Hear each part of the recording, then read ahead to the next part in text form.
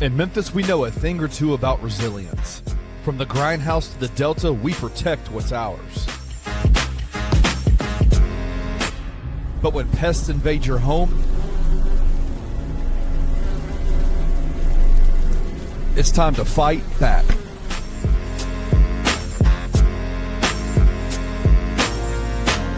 Grade A Pest knows how to handle what crawls, flies, and bites.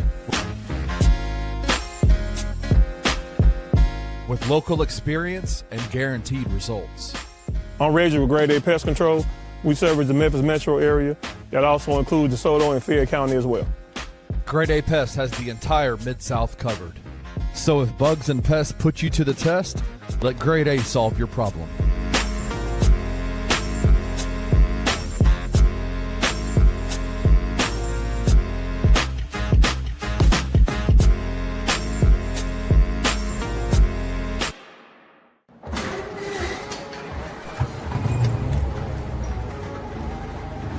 In Memphis, nothing comes easy, and that's exactly how we like it. This is a city built on hustle, on heart, on grit. And at Carway, our rides are built the same way. Tough, reliable, ready for the grind. No games, no gimmicks, just Memphis-style service.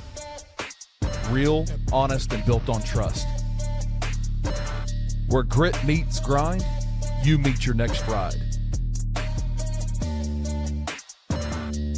Carway, grit, grind, and pink beetles.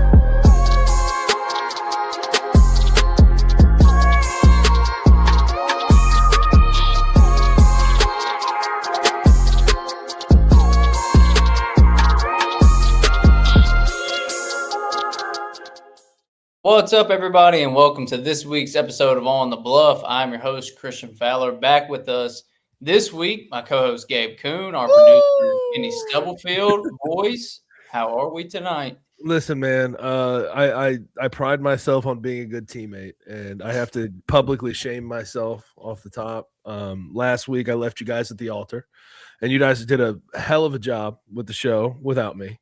And then this week, due to technical difficulties, we are on a little bit late. So apologize to the listeners out there, our viewers, and apologize to you guys. I have to publicly shame myself because, again, pride myself on being a good teammate. But it's good to see you fellas, man. Can't wait to talk a little bit of, well, I would say I can't wait to talk a little Tiger basketball. I can wait to talk a little bit of that. But all the other stuff, yeah, I'm ready to talk about. Yeah, I'm kind of right there with you. So tired of talking about this, but it's what we have right now. Hey, brother. I know everybody look at Christian's beard for a second. Look at the facial. Look at the facial. Turn to the side real quick. Turn to the side first, real quick. Oh, you did it. There's a little bit. Come on. No, it's gonna be. Okay, it doesn't grow in on the face. Like no, it's gonna be gone next week. I can't do it anymore. I can't. Dude, why does the goatee grow? And look at the neck. Put your neck up. Look at that. Like, what is going on? No sense, dude. I don't understand this. Like, why would it not grow here? It grows relatively thick everywhere else. Very thick. I mean, I shave that multiple times a week. Like, this grows thick. Where does all the other hair grow in, though? You know what I mean? Like, where? I can tell you exactly where it does. Where else?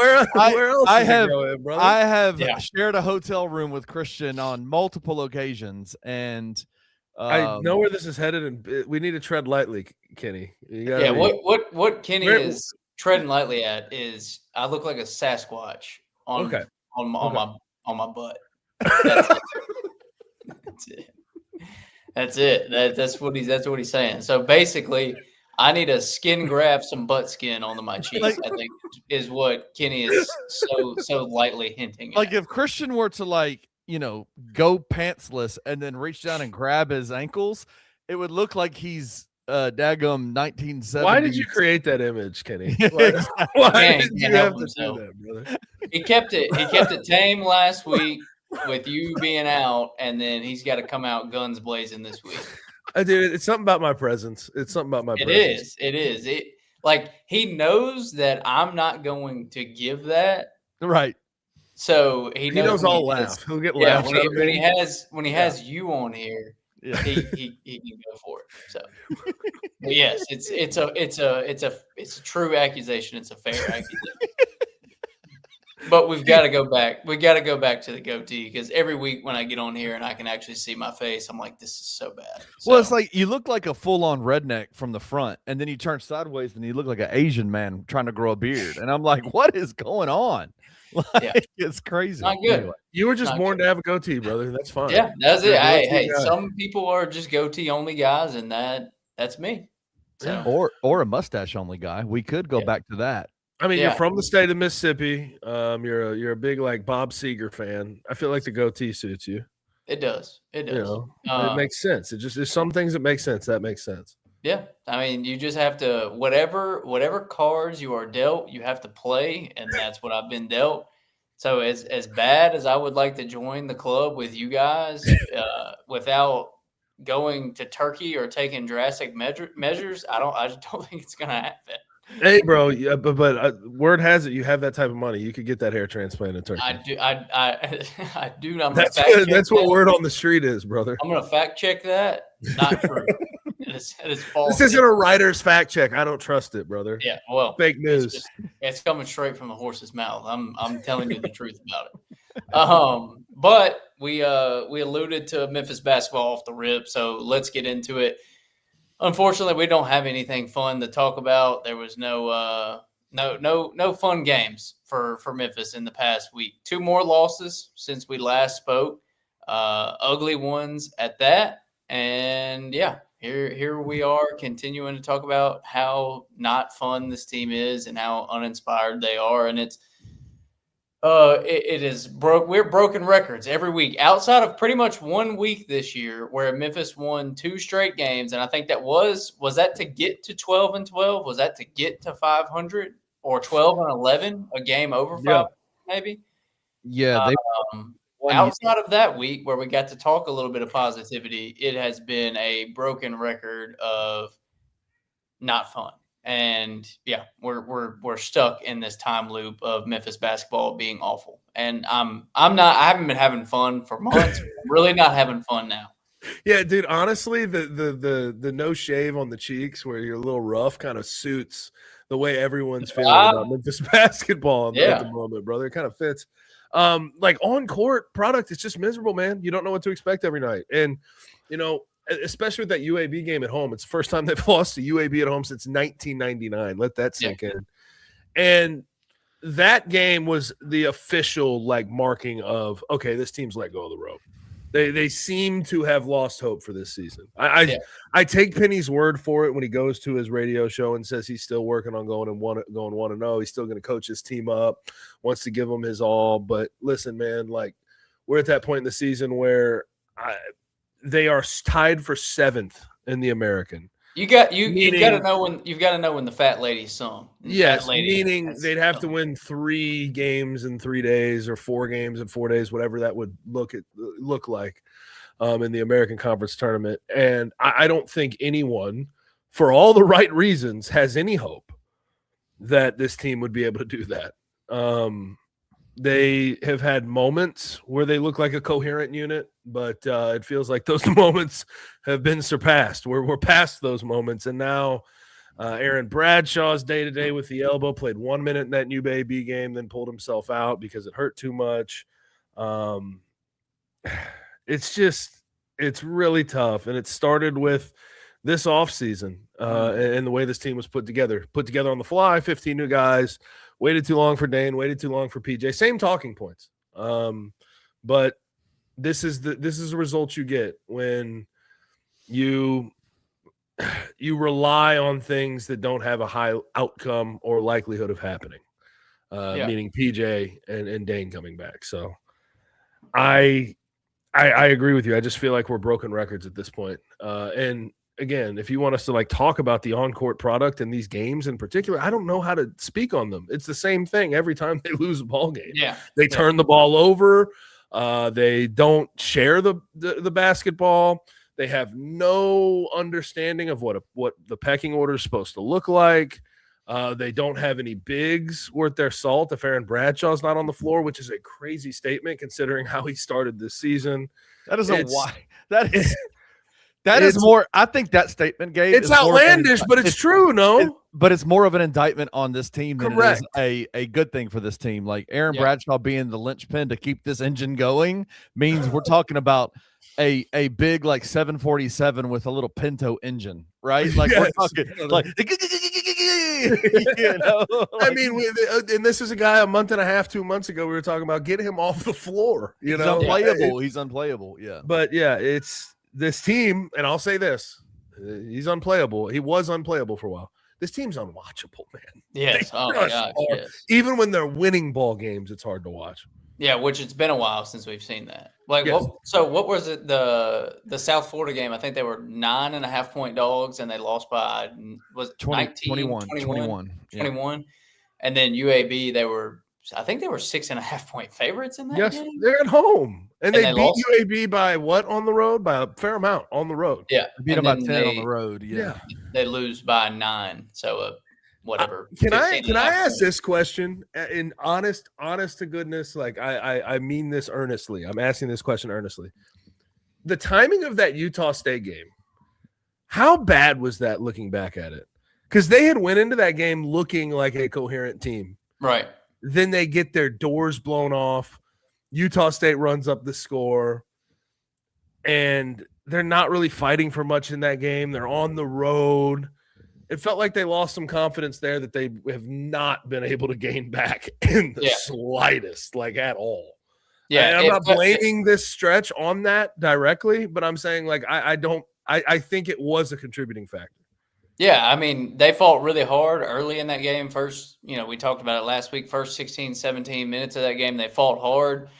Then they kind of let go of the rope. Then they kind of came back again. Then they really let go of the rope at the end of the game. And it felt like that was their last hoorah. Like that was their last real effort to go for it. And since then, it's just kind of like, look, can we fast forward to the end of this thing? Can we just get out of here? Can we move on? We know this roster is going to look completely different next year. So it just feels like everybody's kind of like, all right, this thing's run its course. Nothing good is coming out of this. We're not making any noise. Let's just wash this thing and move it on to next year. Yeah. The part for me that, and I agree with you about the Utah State game, but let's not forget they had lost to North Texas on the road, and North Texas right now in this moment is slated to miss the American Conference tournament. They had lost by 7 to North Texas, then went to Utah State. The part that the Utah State, I said this yesterday while you were off air, while you weren't on the show. It wasn't that they lost that game. It was the manner in which they lost, and then the public ridicule of everything that happened at the end of that game, Penny's comments. And it's been crazy since that game. It feels like every national media outlet has like picked up on it and said, we're going after Penny. Everything he says, everything he does, we're going to go after him. And it's not unfair, but it's like one of the things that's been cool about the American Conference run that we've been on is that like it's such a bad conference that nobody really pays attention to it. And so it's like nobody really knew that Memphis was as bad as they were. And then all of a sudden the Utah State game happens and it's like, oh shit. Like now everybody knows. Everybody sees it now. Oh, and God. I will say this, and I'm not saying this came from a good spot in Penny's heart, I think, like saying, don't run up the score, don't show us up. Like it's a sportsmanship thing. But like, I don't know, like that type of message to your team. It's like you couldn't stick in there and stop them yourself, so I'm going to go after and protect your guys' honor afterwards. I don't know. It's just that's a weird message to hear as a player. You know what I mean? Like, you have to have the coach stick up for you. That's kind of the message that it sends. But it was kind of embarrassing to hear the head coach of University of Memphis say that. Yeah, I can't remember a time. As a Memphis ever. fan, as a lifelong Memphis fan, it was kind of embarrassing to hear that conversation come out of a Memphis coach. Like, Yes, has that ever happened? I've never heard it happen, and I'm 45 years old. I'm 3 years older than Charles Huff. Like, I just found this out this week, so I apologize for bringing that up. So you're just going to keep referencing that? I'm kind of shaken by that a little bit. Poor guy. Like, so yeah, like it's been I've been a fan forever, and I've never heard a Memphis coach say, basically, stop treating us like we are your boys, your little boys out here. Like, that was tough. Yeah. That was tough to hear. Yeah, speaking of Penny, me and Gabe talked on his show earlier about what show Penny's is that? future. It's Gabe Kuhn Show, 92.9 FM, ESPN, 3 to 6, Monday through Friday. Shout out. Oh God, I didn't even Download know. the Odyssey app, 92.9ESPN.com. He's got that down to a science. He does. So Gabe posed this question to me earlier. Got to hear my thoughts. I kind of want to flip it back on Gabe and hear what he's got to say, and I'll chip in as well. But Gabe, in a similar way to which it was phrased to me, do you stick with Penny Hardaway? It just flat out, is it time to move on? Is it time to try something new, or does he need a grace period for this disastrous year? Okay. It's tough because like we talk about these things in like very general terms. Yeah, because it's hard to say one way or the other if you're giving an opinion like, oh, Penny should be thrown out the door. Right. Can his ass, because I think the Larry Finch shit is still very, very front of mind for everybody and how that ended and how poorly it ended and the mistakes that were made. So you don't want to make those mistakes this time. I've come to this realization. I think Penny should get another year. Just one more. If he gets into non-con next year and doesn't recruit a good team and the team looks like this, you probably can him then. And I know some people would be like, okay, that's delaying the inevitable, but I don't think it's inevitable. I've seen Penny Hardaway have success in this era of college basketball. Last year, 29 wins, 5 losses, 5 seed overall. So it's like in the NCAA tournament, I mean. So it's like I've seen proof positive he can do it. This was just a complete miss this year. And there's a lot of positives to keeping Penny here. And I would start with like the old talking point, but worth bringing up again. Penny Hardaway is only going to coach for the University of Memphis in college basketball. That's his calling, right? So it's like, okay, maybe if the NBA came calling, if he had a bunch of success, don't see that happening right now. But this is normally a stepping stone job. And to have someone native born, knows the city, who could potentially turn it around and make some things happen, he would stay in this job as long as possible. And it's hard. Like, even if you were to go hire another coach and they have a ton of success, you get a 3 to 5 year period, maybe less than that. He's out the door. He's going elsewhere. You're back in that same cycle. So I think in a perfect world, if Penny Hardaway was some lifetime head coach who gave you a tournament appearance every year, that's something that I think you should still chase for one more season, even though this has been a failure. But I think even bigger than that, you have the pie of reasons of why to keep him, or if you want him to be fired, you divvy it up that way. I also think a $7.3 million buyout with 2 years on his contract is probably a little bit too much for the university to eat at this current moment, this current juncture. And I think the unknown that would come with that is fully ready for. And I guess we could continually talk about, okay, the reason Penny was brought in is Tubby Smith couldn't get butts in the seats and there was apathy. And I will admit, I think that same apathy is setting in even with Penny Hardaway in year 8 as the head coach of the University of Memphis Tigers right now. But I'll ask you guys, I'll throw this back at you. How many wins, how many solid, home wins or ranked wins, out of conference wins would get people back riled up if Penny Hardaway's the head coach? I think it would speed up and people would get back into those seats and buy back into the program. It's just got to happen. So I've come to this realization that he'll probably get another year. I think he should get another year, but he needs to have a very, very extremely short leash. And I am going to be watching very, very closely what philosophically is going to change with the organization and the structure behind the scenes for this program. He needs a GM of some sort. And I'm not talking like yes man GM. because we've had times where Penny will hire yes men on his assistant coaching staff, and those years have not turned out that well. He needs someone to be able to challenge him, even though he doesn't necessarily like that all the time, and someone to hold him accountable. So I think the GM needs to be there. I think there needs to be philosophical changes in recruiting. When he took this job, you're competing with Kentucky and Kansas. Brother, that ain't ever happening again. I'm telling you right now. So you have to go win in the margins, and you have to go recruit players from winning programs. Even if that, the statistics and the production isn't 20 points per game, go recruit winning players, winning basketball players, instead of chasing stats and names like Doug McDaniel and Aaron Bradshaw, two great examples of chasing names, not necessarily winning ball players. So I think he should get another year, but that leash needs to be very, very short.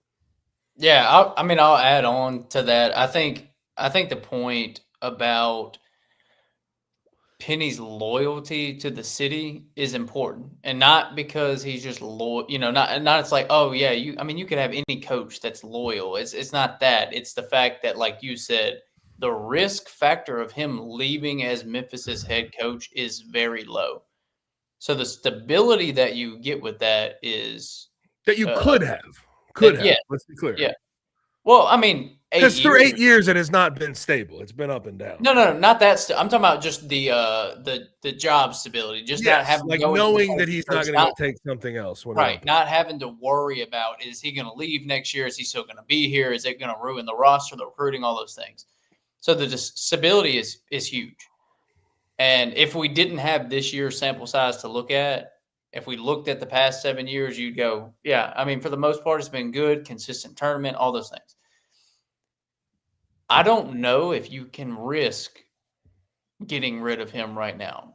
Financially, like you pointed out with the buyout, just the risk of disappearing into complete abyss. Honestly, because how many people are you going to find that are at small schools or low mid-major schools that are going to be able to come in and build a winning team with the resources that they have? It's very low. Penny sells more than pretty much any other coach you could possibly get at Memphis. Also risky, because if you miss, well, like I said, what happens to this program? Do they just come? How low does it go? That sounds like a crazy question to ask, because we know how important Memphis basketball is to the city, but also look at from an attendance, from people that care about it. Look at where it's at right now. Look at where it was even the past couple of years with Memphis being really good. It wasn't like Memphis basketball 15, 20 years ago. It wasn't the same. So if you have this terrible season, you make a bad hire, and you have 2 or 3 more just awful years, what happens at that point? And I say all that to say, you have a first-year AD in Ed Scott, who already just had to make a big hire on the football side of things, because, Gabe, we've talked about it ad nauseum. If Memphis wants to ever take it to the next level, the football program has to be as legitimate gets. So the football hire is very important. Even more important to the city of Memphis and to the culture of Memphis is the Memphis basketball team.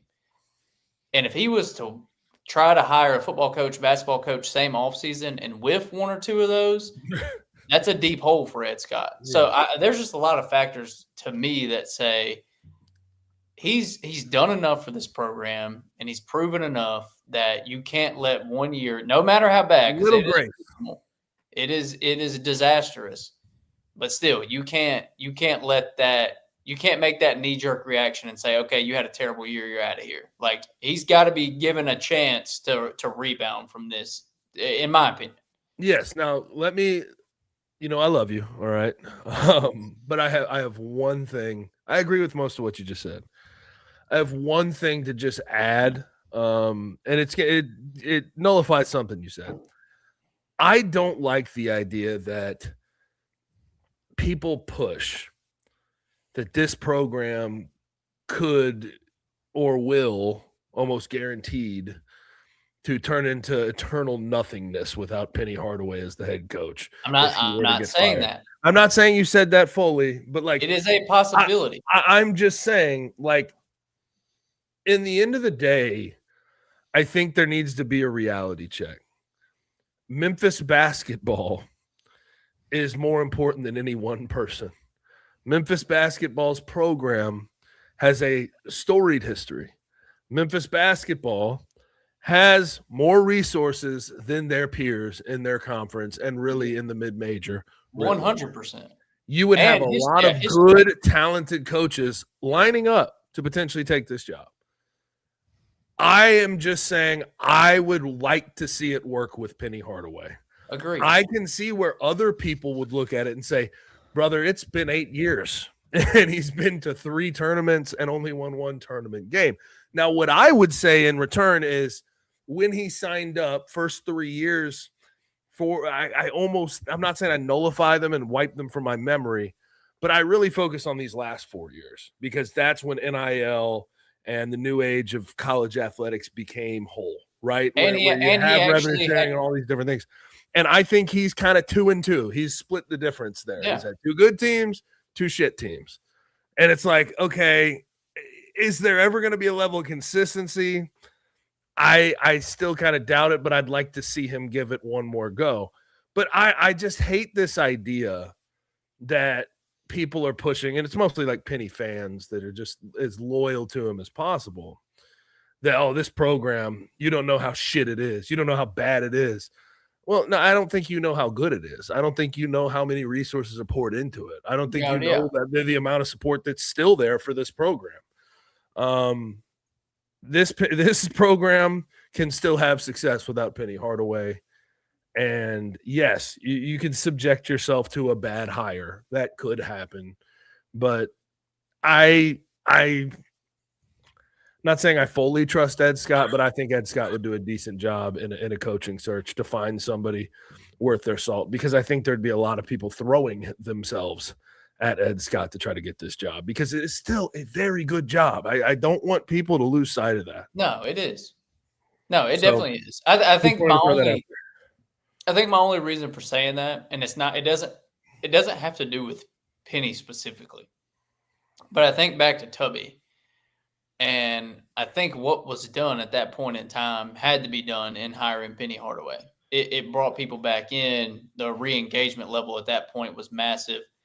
But if they wouldn't have went that direction, if that wouldn't have been on the table and they struck out with Tubby and then struck out again for another 3 to 5 years, how long would it take to climb out of that hole? Is what I'm putting out there.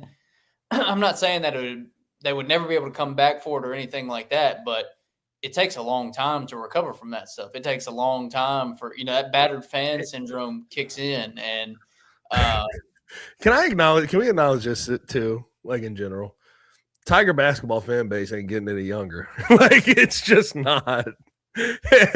Like, I think what we're seeing too, even last year where you have a great team and you're averaging 6,000 at home, I think you're just naturally seeing, like, I don't know if younger fans have really attached themselves to Memphis basketball like the older fans. Well, I think a big reason is because it's not because they haven't necessarily had a reason to, because some of these teams have been really good, like even, I guess not really when I was in school, but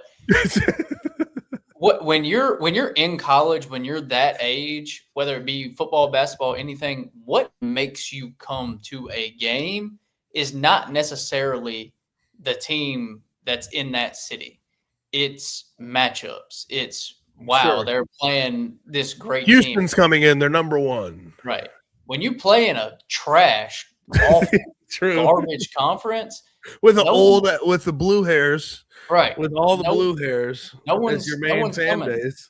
No one's coming for those games. And I'm not saying it has to be a top 25 matchup every week, but if there's enticing matchups and enticing teams and you have a good team, that's grounds to show up. But even if you have a really good team like last year, but then you're playing Tulsa and South Florida and Tulane and Rice and UTSA, no one cares.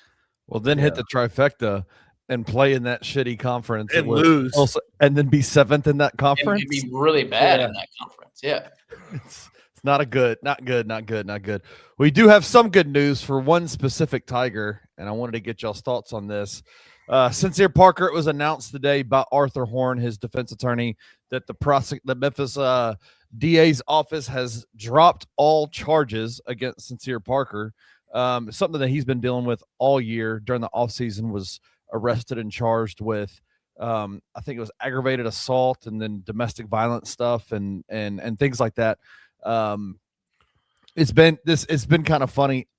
Funny is a terrible word, but it's been kind of interesting how every single, like, they've had multiple days of court hearings rescheduled for the next month, the following month, and all of a sudden today it's announced that those charges have been dropped. What are y'all's thoughts initially? I do have some comments from Arthur Horn I want to show, but I want to get y'all's thoughts on it.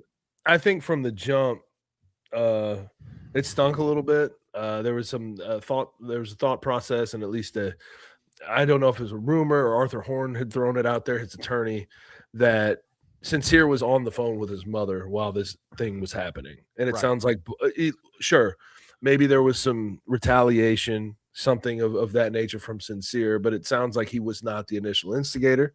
I'm glad he gets to put it behind him, man. It just sucks that his final year of eligibility had to be marred in controversy where he has this hanging loon over his head. And I get the sense that it affected his play at the beginning of the year, because I thought we saw a different guy once he started to get further away from it, and probably had the indication from his attorney that, hey, this is going to be behind you relatively soon. Yeah.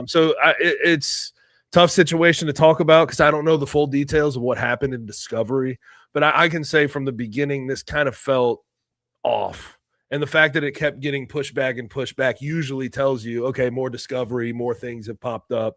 And the fact that the DA's office decided to drop it altogether shows that they probably discovered something that really hurt the case of his former girlfriend.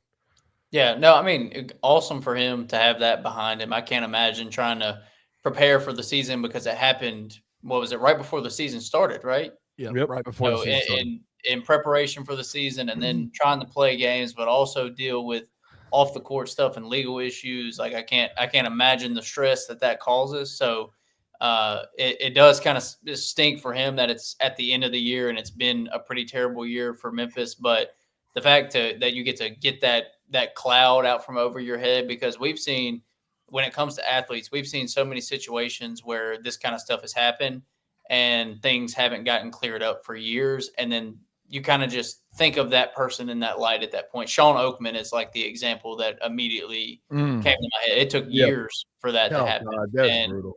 And there was, very dark cloud over him for a long time. And I'm sure there's still plenty of people out there that have never even heard that everything was dropped against him, that he was cleared and all that, and still view him that way. So for this process to happen in a relatively short amount of time, it at least is still fresh enough to where people are like, okay, that the charges are dropped, that that's over with.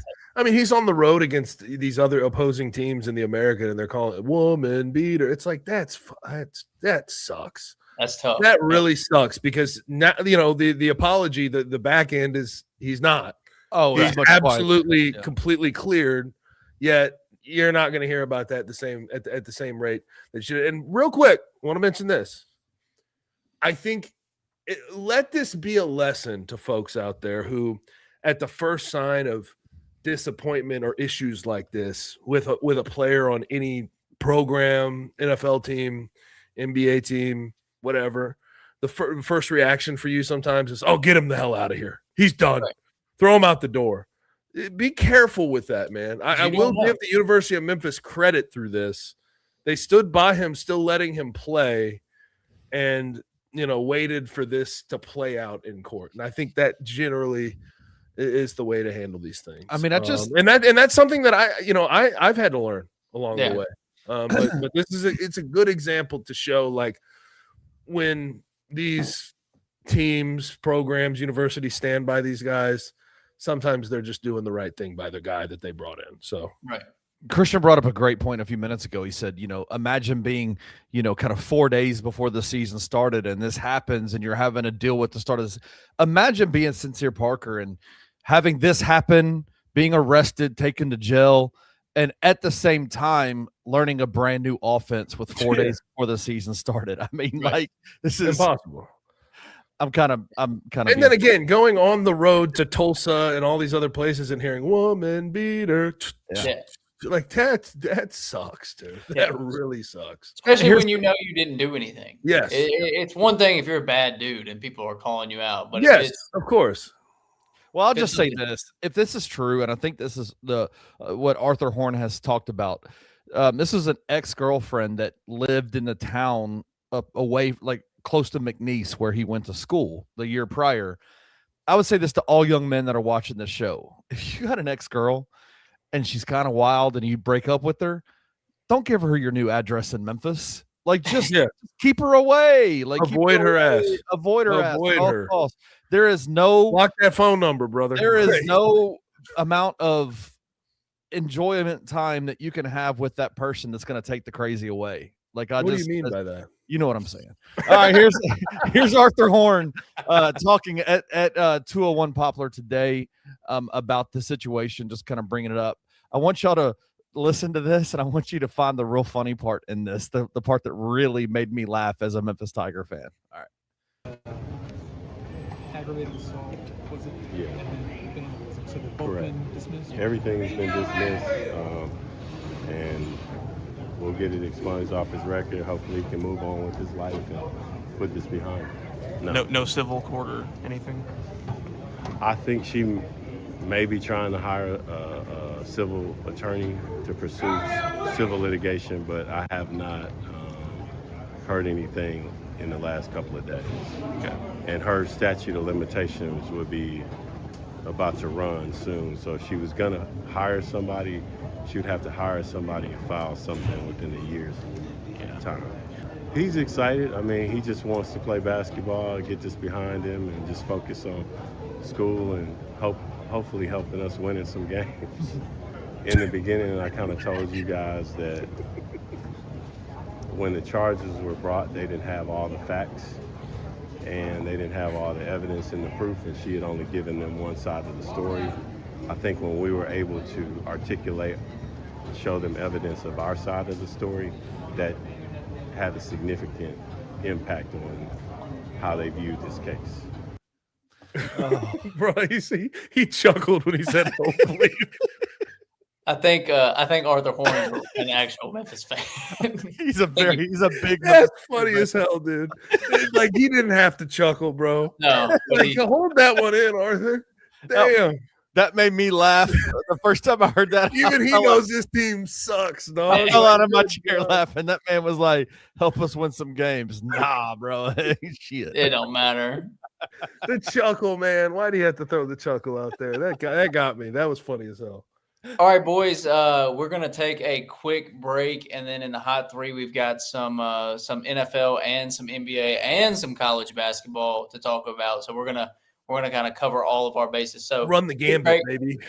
We're doing what? We're running the gambit. Isn't that what you'd say? Yeah. Yeah. That's fair enough. All right. Well, quick break. Be back on the other side with the hot three.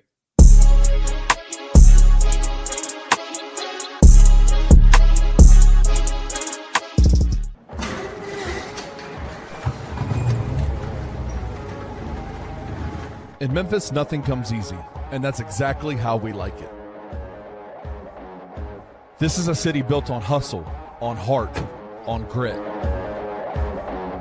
And at Carway, our rides are built the same way.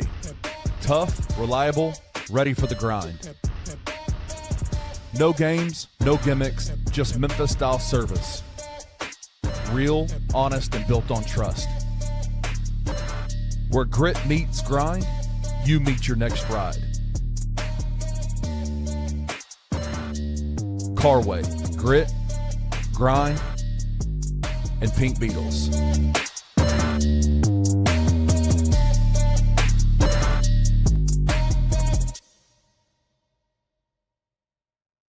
I know it's difficult to like have this conversation because we really don't know, but like, what are your expectations going into this season? Like, I don't even know what to expect. Honestly, and I'm worried.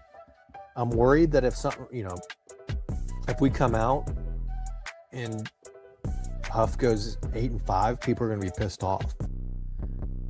But I'm like, oh, they it's year one. absolutely will be pissed off. I know there will be people for certain. Literally, the entire football program is brand new. I have to keep reminding myself that. It's so weird because I want to have really high expectations because everything coming out of the Memphis football program right now is like top tier, top notch. Everything is being done the right way. It is awesome what's happening over there. Should we expect a championship in his first? That would be absurd for him to come in and win an American Conference championship his first season. It'd be absurd. It's not impossible. It's not impossible. Tune in to Tigers Untapped with your hosts, Trey Lasley and TJ Willis, every Tuesday at 3 p.m. on the Bluff City Media YouTube channel. I'm a red-blooded American. It's hard to have a bad day. Listen, we spew American arrogance 24/7, 365 days a year. And what is nice is when the whole world sees what we've been saying is 100% fact. Absolutely. I don't care about shots on goal. I don't care about anything else. I don't care who the better team is or the final score matters. And in overtime, Jack Hughes, baby, with red, white, and one less tooth. At best, hockey is like our fifth best sport, right? It's like football, baseball, and basketball, and NASCAR, and then maybe hockey. Golf, then maybe hockey, and yet it is Canada's bread and butter.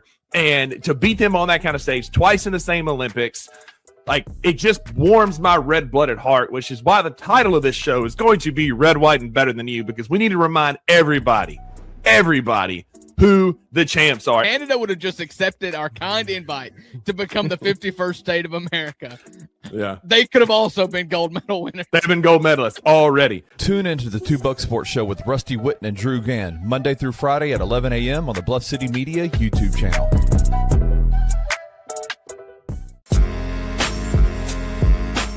In Memphis, we know a thing or two about resilience.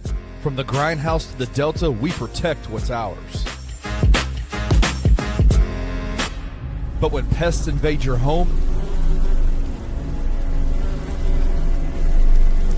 it's time to fight back.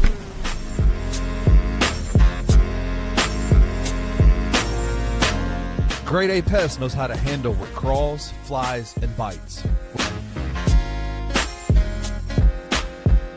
With local experience and guaranteed results. On Reggie with Grade A Pest Control, we service the Memphis metro area. That also includes DeSoto and Fayette County as well. Grade A Pest has the entire Mid-South covered. So if bugs and pests put you to the test, let Grade A solve your problem.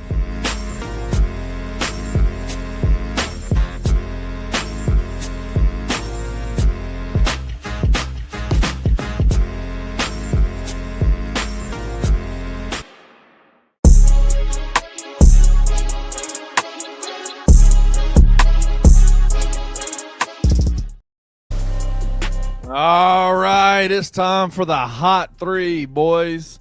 Welcome back. What did y'all think about? Did y'all anybody see the highlights of the American game versus Canada? Of course I did. I forgot. And I saw our FBI director crashing beers in the locker room. Christ almighty, dude. Our timeline is so fucked up. It's so Crazy. fucked up. Crazy. But either way, no, that was badass, man. Shout out Jack Hughes. And then Connor Hellebuck standing on his head, brother. Yeah. 41 saves, and he had the assist to win the game. He was one of the assisters on that game-winning goal. Beautiful. Yeah, it was ridiculous. I loved it so much watching that. All right. Let's get to the first topic. The first topic is Darryn Peterson. I want to talk to y'all about obviously his name has been kind of all over the news lately, and it's interesting because he actually talked to the media for the first time. I think that at least I've heard him talk this season. And he talked about, and I want to be fair, this is like a 11-second clip of a pretty long press conference that he did, and he had some really good thoughts. He's like, man, obviously when I came into this season, I didn't think that this would be this way. I'm still trying to figure it. My body has just never been this way. I've never hurt. I've never been in pain before. Ball is my life. I want to play ball every single day. And then he says this, and I think this is kind of what got my hair up on the back of my neck. I was like, whoa, I don't like these statements at all. But I want to get y'all's thoughts on it. Somebody's had something to say probably after every game this year, so I don't really pay attention to it anymore. I don't know. I've kind of been a antisocial loner my whole life, kind of, so I kind of just deal with it on my own. Like the antisocial loner part is the part that I'm kind of like, I'm not a big fan of that. I know that there's a lot of guys. These are all human beings first and foremost, right? Like any NBA player, any college basketball player, any athlete that we look at as a superstar, if you will, is a human being first and foremost. And so they're not going to be all exactly what you think they should be in terms of in front of the camera and how they comment and respond to things. But is there does that statement, anything he said there, kind of give you pause at all? Not in particular. I'm just kind of just call yourself an introvert, brother. Like that's where I like. He's clearly perturbed. That's why he went like with that firm language. You know, I don't know how to explain what I'm talking about exactly. Yeah. But like he clearly went out of his way to like stamp it. Yeah, to like stamp it, to like put extra emphasis on it. To use that type of rhetoric. Just call yourself an introvert, brother. Antisocial loner has a negative connotation. I don't know if he did that unconsciously or what. Man, this conversation's just so tough for me because like I get where people are coming from. And I've been so interested by this story. So I've reached out to a bunch of buddies who do NBA draft work and scout, talk to NBA teams, things of that nature. And I think the conversation needs to be reframed. And I know that it's kind of like it grabs the headlines to talk about competitive edge. Oh, does this guy want it? Those type of questions. Man, I'll tell you, my entire thought process changed when one of the guys I talked to said, brother, go watch his AAU and prolific prep highlights. Then go watch what he's done at Kansas this year and tell me what you see. Yeah. So I went back and I watched, and then I came back to the Kansas tape, and I go, damn, he's not running the floor as hard. He looks uncomfortable. Bounce isn't the same. He's not able to attack the rim at near the same rate. Now, granted, that's a step up in competition, but also you can tell like he's hobbled in some way, shape, or form. So I think if we're going to talk about Darryn Peterson, we need to reframe it behind – okay, maybe he doesn't go first overall, but I don't know if that's because it's not because NBA teams are looking at it and saying, I don't think he's competitive. I think it has to do with his medicals. And we're going to probably be waiting all the way to the NBA combine, the NBA draft process. And once we see his medicals, that will be sort of the teller on if he'll be the number one pick overall or not, because he's supremely talented. He's the best, in my opinion, like pound for pound, best scorer in college basketball right now. It's just he hasn't been able to play as much. But I truly do think he is hurt. Ankle, back, all of that. And then there's a couple of things that come with that. Bill Self, if he is hurt, based on what I've heard, Bill Self has not done him any favors in the past week and a half. You know, after that Oklahoma State game, 23 points in 18 minutes the first half, second half doesn't play. He goes, that was disappointing. I thought he was ready to go. That was bizarre to say the least, and that left Darryn Peterson sort of threw him under the bus to a certain extent. But then the other question I would ask to Darryn Peterson is like, okay, all this noise, why don't you just clear the air? You know what I mean? Why don't you clear the air? You don't have to specifically tell us, oh, my back is hurt beyond recognition and I can barely play right now. You're lucky I'm even suiting up. You don't have to tell us specifics, but like clearing the air on, yeah, guys, I'm hurt. Yeah. I'm not feeling well, and I have the NBA around the corner. Like some explanation would absolutely help. But then you go back to that quote that we just played, and you realize, okay, maybe he hasn't given that explanation because he doesn't give a shit what the public thinks. He only cares about what the scouts and the NBA GMs and everybody else thinks about that.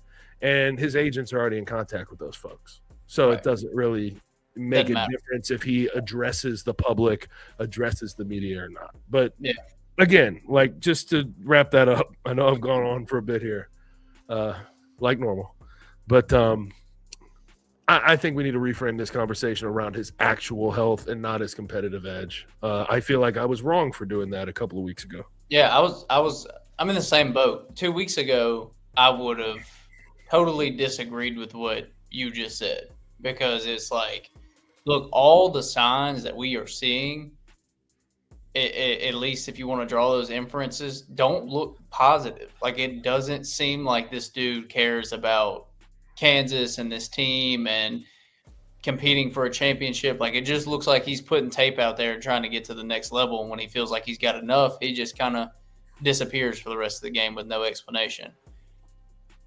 And even if you look at what happened, it was last night, right, against Houston, when he hits that shot and turns around, looks like he's going to pull himself out, and Bill Self is kind of it appears that he's telling him, like, no, dude, you're staying in the game. Like, you're not coming out.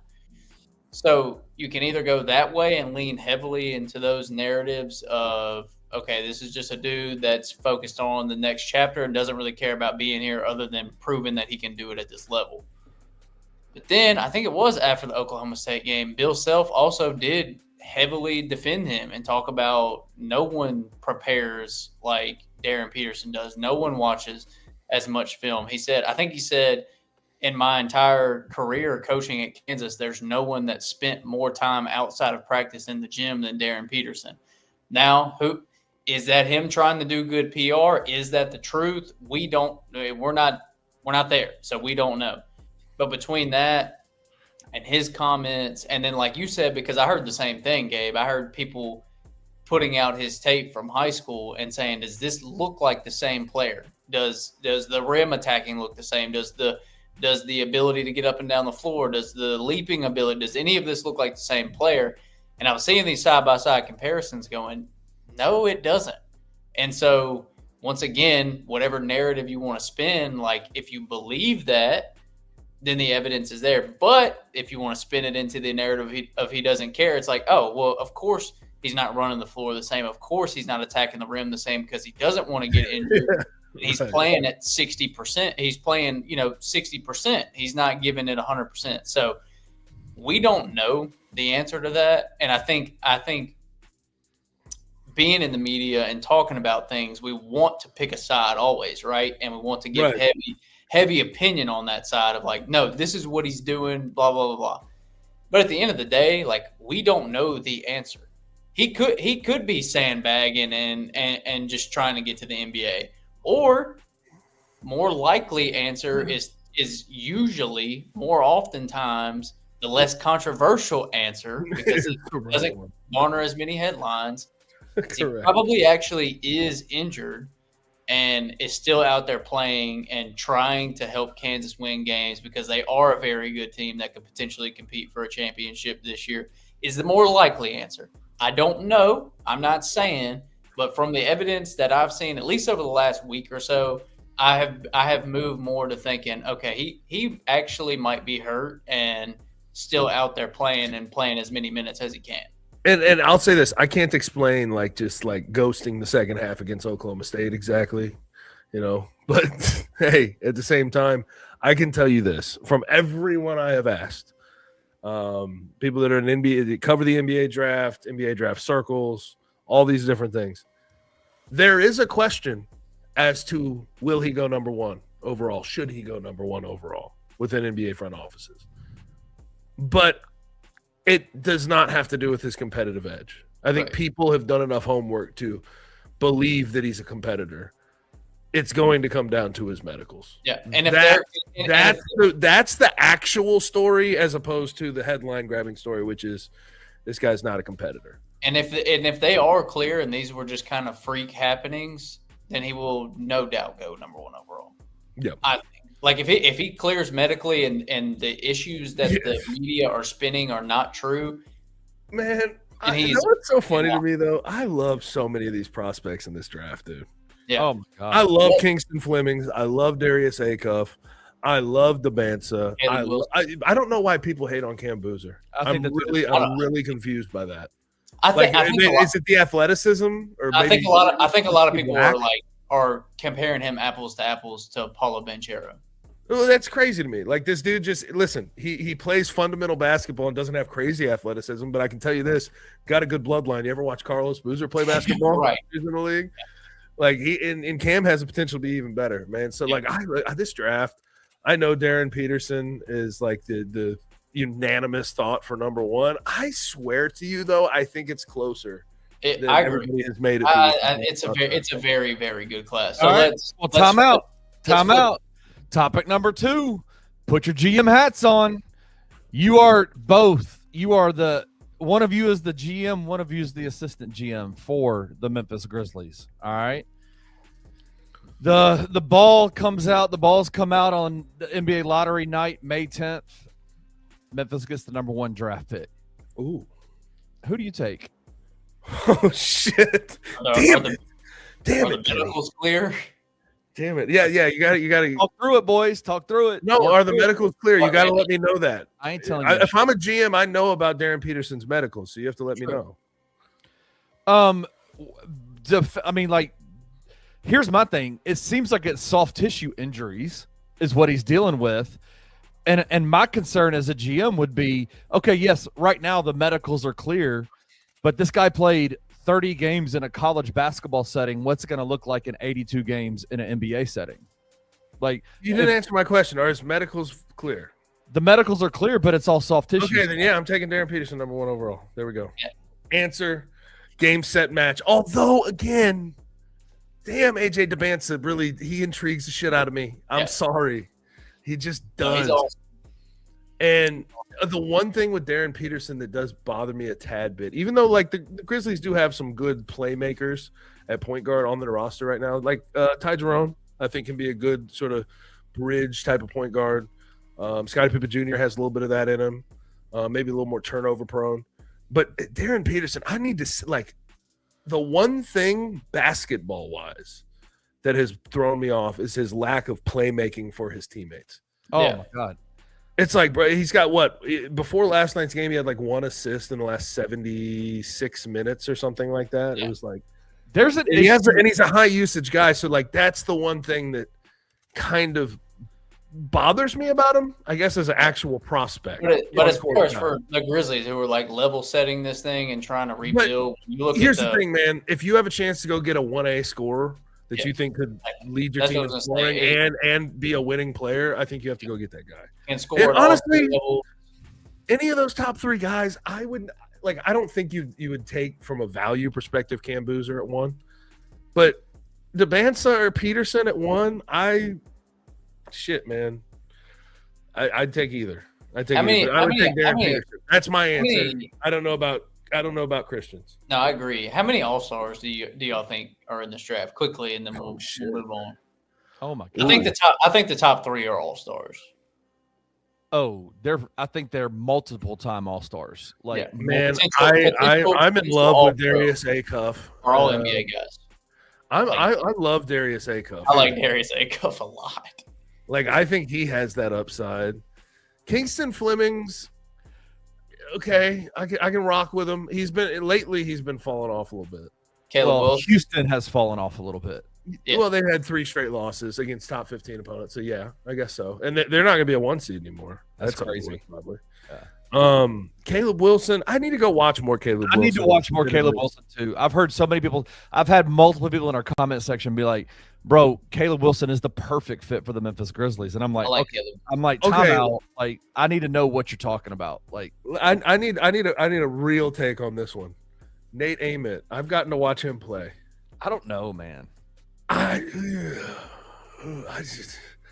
like him. Don't love him. Do you? Oh, you don't love him. Okay. Don't love him. Yeah. I don't. But we could bridge the but he's got some length and athleticism, and he plays defense really hard. Yeah. And it's like there's a floor there with Ament that I like. And I think he has a high ceiling, but will he reach said ceiling offensively? I don't know. That's my question. I'm looking at a mock draft right. This draft really has the potential to be so much fun. So much fun. It's awesome. They have Keaton Wagler at 5. Dude, yeah. So Caleb Wilson sort of grouped into those top 3 as like he's top 4. He's right? like he's top 4 are Boozer, Peterson, DeBansa, and Wilson. Yeah. You've already told me your top 3. We already know the top 3. DeBansa 2, Cam Boozer 3. I have a question. I got a question for you. I got a question for you. Who's most likely to bust? Oh shit! Out of those three? Out of those three. I've got one Boozer, for you. I've got Devanza, those three? and Peterson. Yeah. Peterson, no doubt. I mean, And I'll tell you why. I'll tell you why. There are some very concerning things I see out of him on the offensive side of the floor. When the ball's not in his hands, he tends to float a lot. He tends to float away from the play a lot. He's not really that engaged with the flow of an offense with the team, which is why you don't see him getting a lot of playmaking opportunities for his teammates. But when the ball is in his hands, Gabe, he's a fucking magician, bro. I know. That's the thing. But like I can see where you get that idea because it's like, remember Cam Thomas and LSU? Yeah. That dude, when the ball was in his hands, he was electric, dog. But when he was not really getting involved and the shot wasn't falling, you were not seeing him engaged all that much. But I gotta say, I think it might be AJ DeBanza. No. I think it might be AJ DeBanza. I think AJ I think his floor is like an Andrew Wiggins type of player. I think it's AJ DeBanza, man. I do. I don't know. I love AJ DeBanza. Like, if I had the number one, I would consider. I would definitely. I would consider AJ DeBanza. All right, you have one more question, Ken? I got one more question. Go with the Grizzlies or the Grizzlies GM, assistant GM here. Top 3 pick. You are number 4. You're number 4. Who do you pick? This is Second, tough. I might jump the ladder and go Darius Acuff there just because I'm talking about score. Yep. Because I really like Caleb Wilson, and Caleb Wilson can score, but from a pure like, hey, we need a creator, we need a 3-level scorer. Like Darius Acuff is his bag is so deep. Dude, it's silly, brother. And he's also so good at getting his teammates involved, man. Yeah. Like he takes pride in getting his teammates involved. And let me make sure I have this correct because I don't want to get these numbers wrong. His shooting splits are silly for a guy his age and his size. 44% from 3. Dude, okay, so let me check. Let me make sure I have this right. He's 50, 44, 50% from the field, 44% from 3, 80% from the line. Yeah. What are y'all's thoughts about the size conversation around him? He's 6'3". Yeah, he ain't 6'3". He ain't 6'3". He ain't my height. No chance. He's shorter than that, but that doesn't really throw me off, man. Donovan Mitchell. Don't we live in an NBA All NBA first team All NBA guy perennially at 6'1"? Jalen Brunson, same thing at 5'10" or 5'11". Yeah, don't we live in an NBA? We have some short guards that are just Tyrese Maxey. Exactly, that are just very good, and I think Darius Acuff his talent shows through enough to where like the size, unless he was like 5'8", but he ain't that. Yeah. Like the size doesn't concern me all that much with him. He doesn't play like some massive. It's not like at the college level he's playing and using his size. Right. He's crafty enough to get by with a lack of size, and you can tell that on the floor.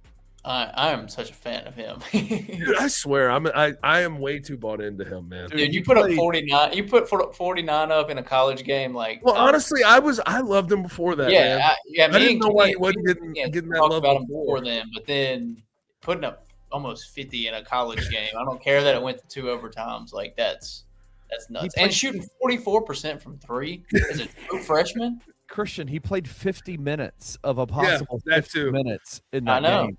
And like half that game was hurt.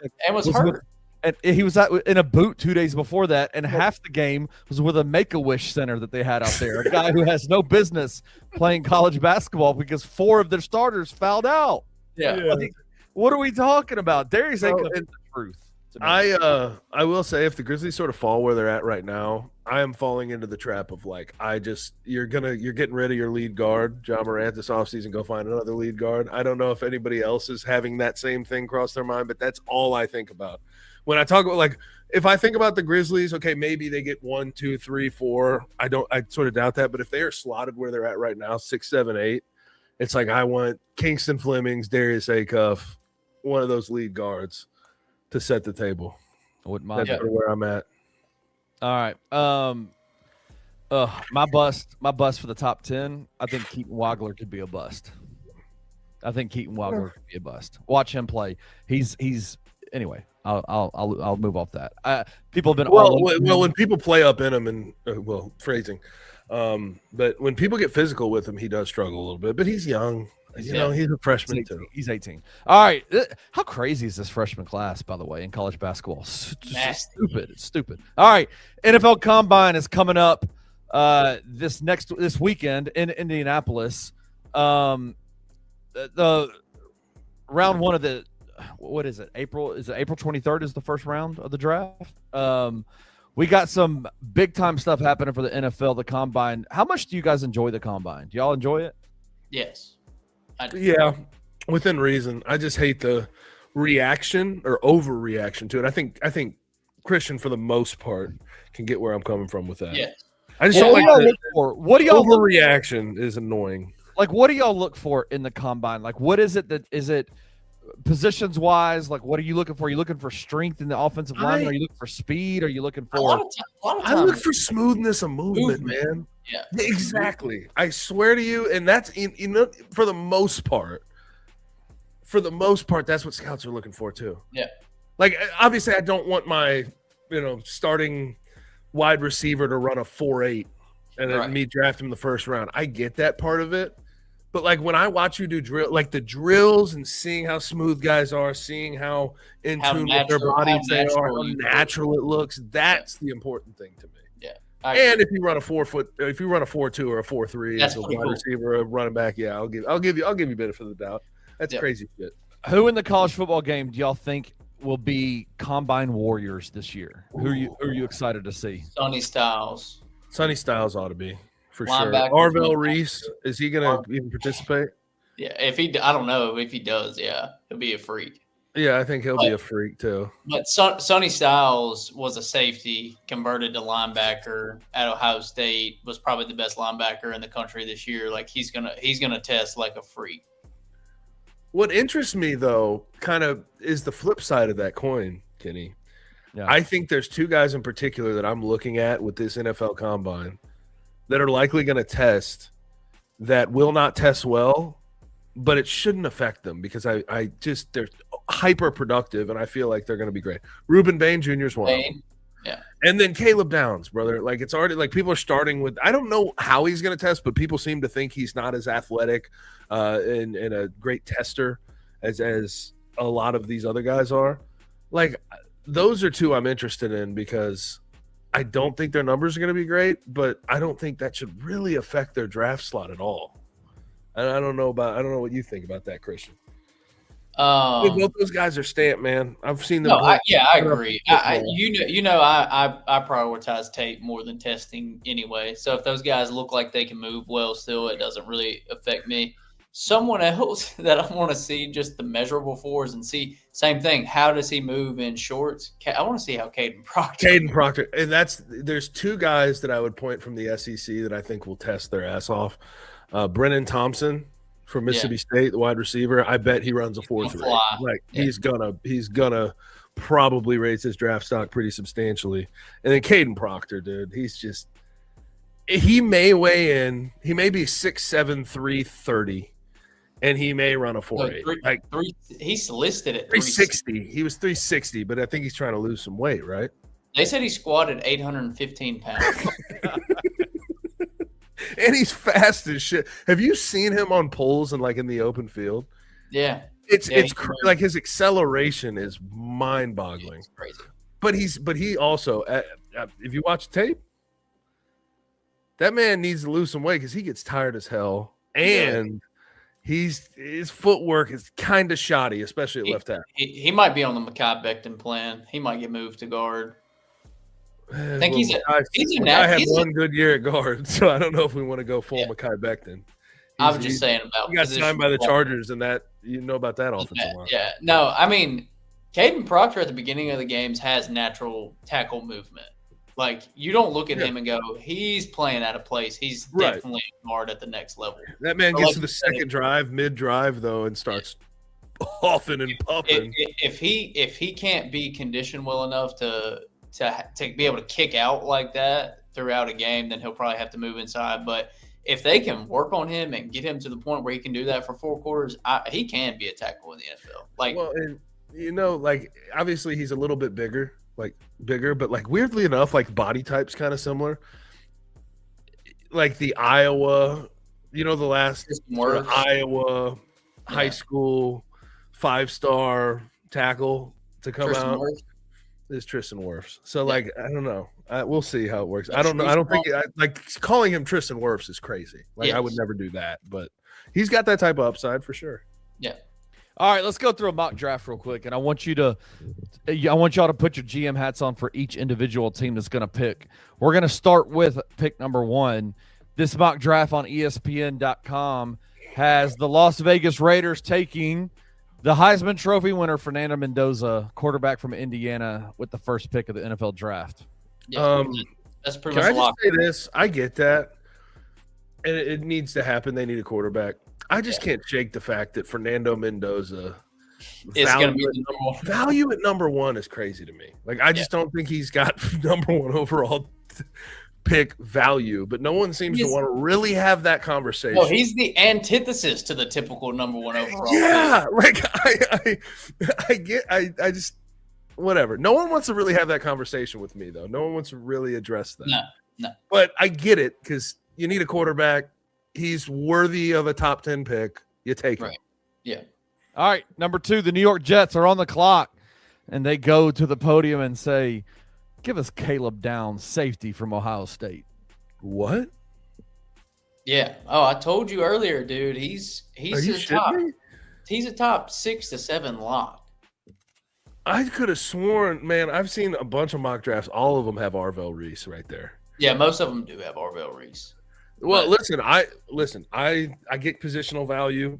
I understand that conversation when it comes to safeties, but Caleb Downs is more than just a safety. You can put him at slot corner, you can put him at outside corner, you can put him at basically a box safety, outside linebacker. Yeah. You can blitz him. Like think of Kyle Hamilton role. Like that's the type of player and the type of instincts he has. So like if there was ever a safety that was worth the 2nd overall pick, I think he's pretty close to fitting that bill. Yeah, I agree. He said he would be the highest draft slot for a safety since Eric Turner in 1991. Which is insane, but listen, he is that type of player. All right, next up, the Arizona Cardinals are up. They go to the podium, and they say, give us David Bailey, outside linebacker, Texas Tech. I love this. Most people have Arvell Reese rated over David Bailey. Arvell Reese, for those that don't know, kind of in the same mold as Micah Parsons. He was an off-ball linebacker. They moved him, and he played primarily defensive end this year and rushed the passer.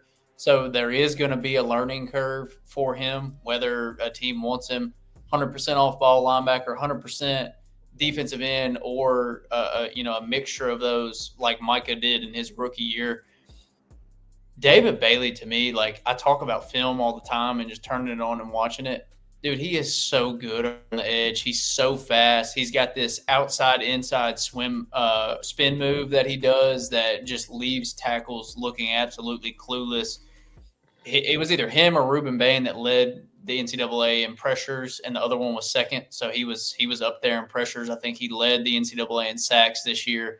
He was a monster, and the only thing that people can point negatively about him is size, that he's not the biggest guy. I think him and Arvell Reese are pretty similar in size, like that 6'3", 245 range. Whatever. Dude, he won against everybody at the collegiate level, and he to me is probably the best like pure pass rusher in the class. It's kind of funny looking back at Texas Tech's defense this year because I don't think people are fully familiar with how many dudes they really had. No. David Bailey on one side and Romello Height, who's going to get drafted in this draft, on the other side. And Romello Height, I swear, he cannot defend the run. I want to be very clear about that. He's not big enough. But, brother, he's probably the best pure pass rusher in this class. Yeah, he's like great. Pass rusher. Romello Height. Keep that name in mind. He may test. He's probably a combine invite. Yeah, definitely. He'll probably test really well. Yeah, if he's a combine invite. All right, number 4. Let's run through these quickly. Number 4, Tennessee Titans are up. Arvell Reese, linebacker, Ohio State. That would be awesome if he fell there for them. They've got to have. I think I saw something today that they were like 11th or 12th in sacks this season. but Jeffrey Simmons had the majority of those. Like, they need a running mate for Jeffrey Simmons. And honestly, David Bailey seems like a more likely pick for them there. But if Arvell Reese somehow fell to them, that would be awesome. Especially because you're going to Mike Vrabel, who that's the thing about a player like Arvell Reese. Like, his upside is so high, but he has to get with the right defensive minds and the right. No, system. he's not. You said Mike Vrabel. Mike Vrabel. He's getting with Robert Saleh. Yeah, Saleh. I knew what you meant. Yeah, we got you. Yeah. Vrabel was in the Super Bowl. Yes. A few days ago, he was in the Super Bowl with the New England Patriots. Let's throw that out there to you. All right, number 5, New York Giants. Spencer Fano, offensive tackle, Utah. Okay. Yeah. I mean, they need it. I've seen a lot of mock drafts with Carnell Tate going there, which I think would be awesome because you got Carnell Tate, Malik Neighbors, Cam Scattaboo, Jackson Dart, all this exciting young talent. But they need a right tackle. Andrew Thomas has proved himself as one of the best left tackles in the league. I think they kind of had a revolving door at right tackle this year. If they can bookend those tackles and protect Jackson Dart, I think that's more important. That Evan Neal pick was such a disaster. That dude. feels like what New York Giants need to do is get guys that can protect Jackson, right? Fano's going to have to fill out, but he's got the makings of a really, really good tackle. He's kind of slight build. He's tall and slender. Right. Gonna have to fill out a little bit, work on moving people off the ball, but I think he's got some juice. I think he allowed 4 sacks in his collegiate career and 1 in the last 2 years or something like that. Yeah, he's good. Their other tackle's supposed to be a first-round pick too. I don't know why I can't think of his name right now, but they're supposed to have 2 potential first-round tackles picked. Well, listen, the next pick is the number 6 pick. The Cleveland Browns need to get Pro Bowler Shedeur Sanders, a guy who can catch the ball. Carnell Tate from Ohio State, wide receiver. Yeah, they need weapons. They need weapons for sure. That said, Pro Bowler Shedeur Sanders. No, that said, they have as many as 5 wide receivers going in this class. I think that's in the first round. I think it's silly. I don't think you have a great wide receiver class, and I think people are forcing a square peg into a round hole. If you see 4 or 5 wide receivers in the first round, I think it's silly. Personally, I think Carnell Tate's good. I think some of these wide receivers are very good players. I don't see a certified wide receiver 1 in this class, though. I'm sorry. Yeah, I will be interested to see what Carnell Tate does at the next level, though, because there's been a couple of these Ohio State receivers that didn't have like the elite production and still went on to be very good in the NFL. And I mean, Carnell Tate could be the second best wide receiver in all of college football, for we know. But I mean, Jeremiah Smith's going to get more targets than him because he's one of the best. Right. So, But that's the thing I'm saying. It's like, if you really want to go get that wide receiver 1 in the first round, like next year feels like a pretty good year for it. Right. Jeremiah Smith, you're going to have Cam Coleman. You're going to have a lot of different guys coming out next year. Yeah. All right, boys. Well, let's wrap it up. If you are watching on YouTube, you can like, subscribe, and comment there. If you're listening via podcast, whether that's Apple, Spotify, or any other podcast platform, you can do the same there. Thank you, everybody, for joining us this week, and we will see you back here next week. Thank you for listening to On the Bluff. If you enjoyed this episode, leave a rating and a review wherever you download your podcasts. Also, like and subscribe to Bluff City Media's YouTube page. Head over to www.bluffcitymedia.co for comprehensive coverage of Memphis sports and how you can become an insider.